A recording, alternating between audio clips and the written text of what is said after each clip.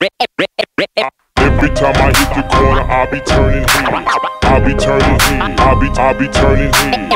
Every time I hit the corner, I'll be turning heads. I'll be turning heads. I'll be turning heads. Yeah. All right, this is your boy D Landry of One Entity Productions. And I got my homie right here, D-Risha. He's one of the performers on Flyfest 2012, which is going down May 19th over at Numbers Nightclub. We got a bunch of other acts that are going to be doing their thing. Yeah. But I just want to get the interview going because he had certain questions he wanted me to ask him. I wanted you, man. A lot of I dug really deep, but I didn't want it to be just straight out. Okay, yeah, like blatant. Yeah, blatant. So you'll see what I'm talking about when we go through the interview. Yeah. So before we get off into it, D, I want you to talk to the people, tell them who you are, where you from, and we'll get started with the interview. I am the mighty D-Risha from North Side, you know what I'm saying, City Gas, Northwest Side, Lakers home, you know what I'm saying. That's a part of what I do, but mainly super hip hop MC, rap superhero, you know what I'm saying, been doing it. Been rapping since 1998. We gonna get off into that. Okay. Just tell them who you are. Breathe. Where you from? D-Risha, North Side. Pow. There you go. That's it. All right, so now, like I said, we had to do some research. You the homie. Oh, yeah. So we had to kind of dig up some stuff. We went in the Wayback Machine. So I'm gonna say a phrase, and I want you to tell me the first thing that comes to your mind. Okay. Raw, real, and crunk. Oh, I get it, nigga. The Last Dragon, man. That was one of the last tracks on the Last Dragon mixtape, which was kind of my precursor to the. I hadn't met nobody. I hadn't performed a single show. I had not performed a live show until April 23rd, 2009. I put that mixtape in 08. That mixtape featured Fuck D-Risha, which I could talk about a lot. Y'all know. Yeah. You know what the I'm saying? people know. The people know. So raw, real, and crunk. Real crunk. Man, I did it to a Dipset beat. It was just, man, I was dying. I was bumping Dipset hard. Like, I gotta snag this beat. Because we found that clip on YouTube. Yeah, that's my homeboy DC, man. They were looking, when we first got together, they were looking for songs that they could do something with, just put some content out. And that was one of the songs they picked, and they put a little thing they made up, and they just put it out there. You know what I'm saying? Because the pics are actually picked from the Last Dragon mixtape, like the back cover that they took. So, you know, info, bitches. You know what I'm saying? Now, speaking of the Last Dragon shoe, I'm going to ask you about them birds that was on the back of your pants. Oh, man. You're going to embarrass. I embarrass myself. Do you still have those pants? No, dog. You should wear those pants. Them hoes will be considered skinny jeans now, dog. Wow. They would be considered, at the time, this is 08, 7, 08. That, man, it was my first photo shoot. So I felt like I had to get fly, dog. I gotta, you know, like, I don't do that no more because my mindset is it's about the show, not what I have on. And what happened was I saw a KRS-One concert, and this nigga came on with a goddamn spray painted gold. Like, it looked ridiculous, but it was about his stage presence and the message he was giving. Fuck what he had on. So that totally changed my mindset about a whole lot of shit when I see him perform. You know what I'm saying? So that's a turning point, I'll say. You know? Interesting. Yeah. Shout out to KRS. Whoop, whoop. Hip hop with a capital H. Now, we wanted to delve more into and one of the things that we found out about you is that you love horror films. Yes. I love the genre. The genre of horror. So, what can you tell us about a gentleman by the name of Dario Argento and his film Suspiria? Dario Argento is probably the greatest Italian horror filmmaker of all time. And Suspiria is his coup de grace. Okay. It's his greatest movie. Masterpiece. A masterpiece of his. There's two Italian filmmakers of horror that I like, Dario Argento and Lucio Fulci. Lucio Fulci is more gore. Dario is more style mixed with gore, suspense. He's an Italian Hitchcock. Okay. If you watch any of his movies beyond Suspiria, he's the Italian Alfred Hitchcock. I own like 10 of his movies. Like, man, you know, John Carpenter is my favorite American horror people because he was able to. He made Big Trouble in Little China's action science fiction, the theme science fiction. Then he made Halloween. Vampires. Halloween, which invented the slasher genre. You know, if there was no Halloween, there'd be no Friday the 13th. There'd be no Chucky, there'd be no Scream, all that. So Freddy Krueger. You know, as far as American, he owns it. As far as Italian, Dario, Lucio. Man, Japanese horror, a lot of French horror kind of things right now. Man, I could go on and on and on. So one could say, instead of you being terrific, you are horrific. I'm horrific. I can be a lot of things at once. I'll tell you that. So, you know. So, okay, check this out, man. We did more research. Okay. And we've been following your career for a while. I know, man. And we knew that in the early part of your career, you had a gentleman that used to grace the stage with a mask. Yeah. What is the true identity of your former hype man? And when can we expect to see him, if at all? To be honest with you, man, I can never give away his true identity, man. It's going to be a mystery. It will be a mystery. I can't do it, man. Well, can we expect to see this gentleman again? This masked Zorro figure? The masked Zorro hype man, B-boy Gazpacho, man. He's trying to get back down, man. He actually called me a couple days ago, like, dog, I want to get back on your shows, dog, because he got married, so his real life he had to fall back. Okay. And, you know, when he fell back, you know, my crew fell up as far as, you know, just hyping and stuff like that. So, you know, he called me like, dog, I want to get down. I'm like, man, I'm going to let you know, because we got to really practice, man. You know what I'm saying? A lot of times he come up there raw turkey and just start screaming like he wouldn't know none of the words. So, you know, if he came back, you have to get polished. It's got to be official, you know what I'm saying? Because the show's getting bigger now these days, man. We ain't doing the same shit we was doing these years ago, you know? But nah, man, you may see a return from him soon. You know what I'm saying? And if y'all don't know, y'all keep that in mind, and also go check out some of his clips on YouTube. Yeah, man. YouTube D-Risha.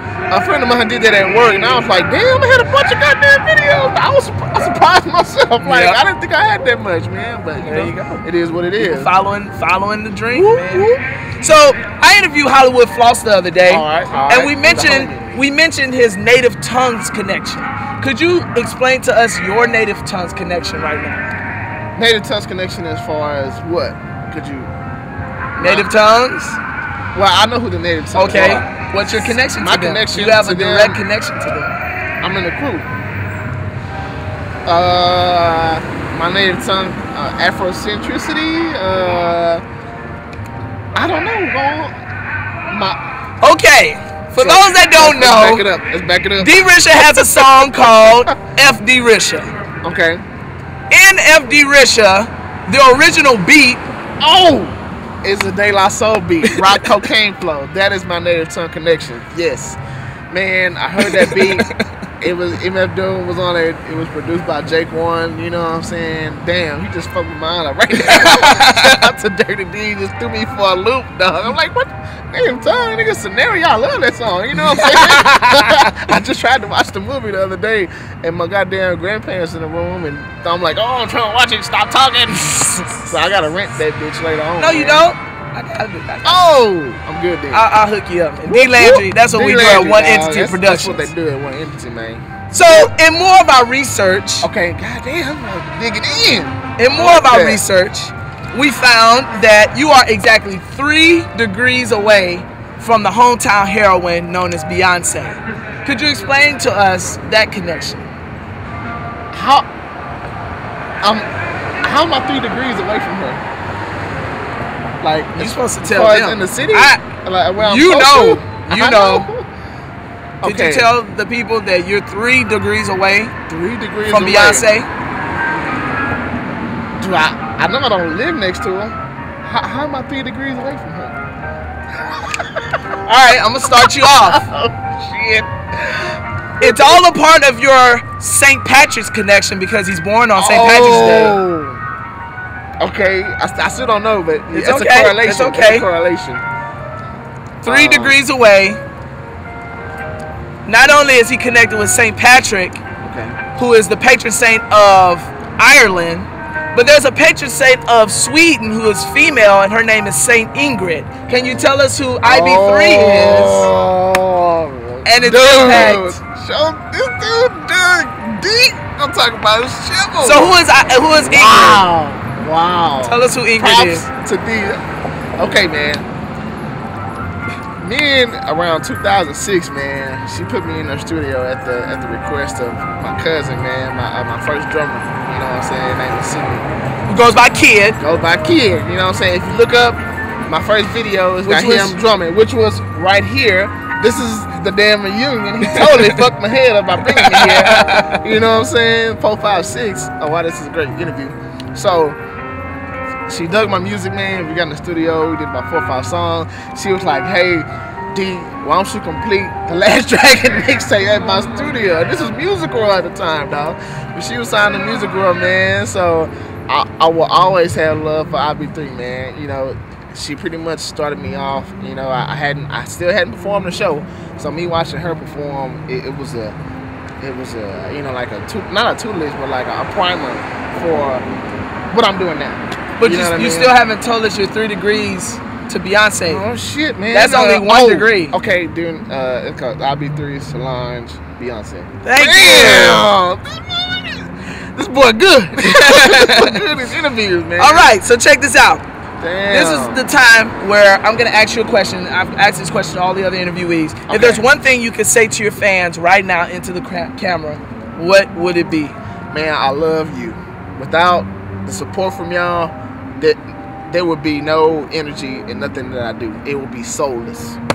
I thank you, and I wish and hope for your continued support because it's gotten me a long way. Man, that's what I want to tell. Hold up, hold up, baby. All right. We didn't know that. Let me ask this. Okay. Do you know the Hebrew language? I do not know the Hebrew language. Because we found out that in Manhattan there is a school called D-Risha, and they teach Hebrew there.